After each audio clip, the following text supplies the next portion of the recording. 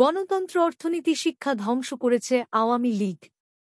বিএনপির ভারপ্রাপ্ত চেয়ারম্যান তারেক রহমান বলেছেন, স্বৈরাচার খুনি আওয়ামী লীগ দেশের অর্থনীতি, শিক্ষা, উন্নয়ন ও গণতন্ত্র ধ্বংস করে গেছে। নির্বাচনের নামে দেশের জনগণের সঙ্গে তামাশা ও প্রহসন করেছে।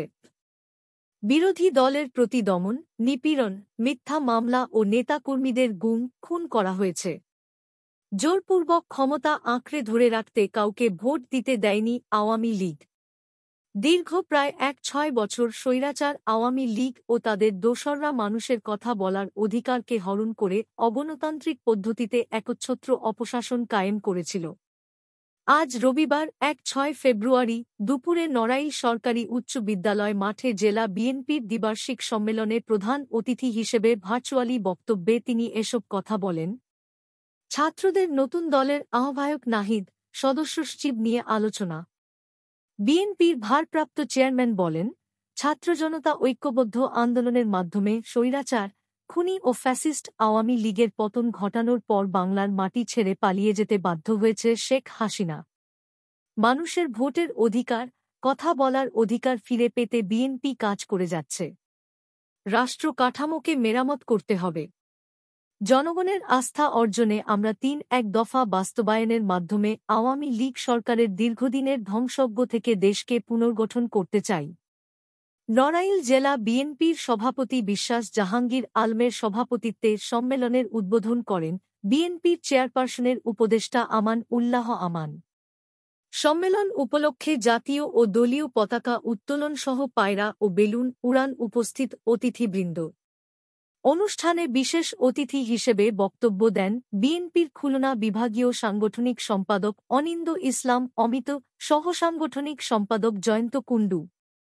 অন্যান্যের মধ্যে বক্তব্য দেন জেলা বিএনপির সাধারণ সম্পাদক মনিরুল ইসলাম, সিনিয়র সহসভাপতি জুলফিকার আলী মণ্ডল, সাংগঠনিক সম্পাদক শাহরিয়ার রিজভী জর্জ, যুগ্ম সাধারণ সম্পাদক আলী হাসান, নড়াইল সদর উপজেলা বিএনপির সভাপতি বীর মুক্তিযোদ্ধা মুস্তাফিজুর রহমান আলেক, সাধারণ সম্পাদক মুজাহিদুর রহমান পলাশ, লোহাগড়া উপজেলা বিএনপির সভাপতি আহাদুজ্জামান বাটু, সাধারণ সম্পাদক সুলতানুজ্জামান সেলিম, কালিয়া উপজেলা বিএনপির সাধারণ সম্পাদক সোম ওয়াহিদুজ্জামান মিলু, নড়াইল পৌর বিএনপির সভাপতি তেলায়েত হোসেন বাবু, সাধারণ সম্পাদক খন ডকার ফসিয়ার রহমান প্রমুখ।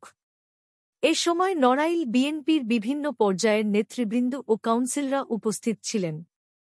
আহত ফটো সাংবাদিক পরিবারের সঙ্গে মতবিনিময় করবেন তারেক রহমান। সম্মেলনের পর বিকাল থেকে জেলা শিল্পকলা একাডেমি অডিটোরিয়ামে জেলা বিএনপির সভাপতি, সাধারণ সম্পাদক ও সাংগঠনিক সম্পাদক পদে কাউন্সিলররা ভোট প্রদান করেন।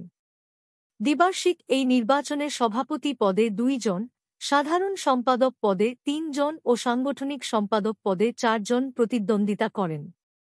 সভাপতি পদে প্রতিদ্বন্দ্বিতা করেন জেলা বিএনপির বর্তমান সভাপতি বিশ্বাস জাহাঙ্গীর আলম ও জেলা কমিটির বর্তমান সহসভাপতি জুলফিকার আলী মণ্ডল।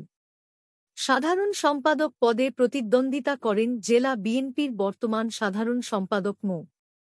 মনিরুল ইসলাম, বর্তমান কমিটির সাংগঠনিক সম্পাদক সাবেক ছাত্রনেতা শাহরিয়ার রিজভী জর্জ ও অ্যাডভোকেট কামরুল ইসলাম। এছাড়া সাংগঠনিক সম্পাদক পদে প্রতিদ্বন্দ্বিতা করেন অ্যাডভোকেট মাহবুব মোর্শেদ জাপল, ইজাজুল হাসান বাবু, টিপু সুলতান ও এস.এম. ফেরদৌস।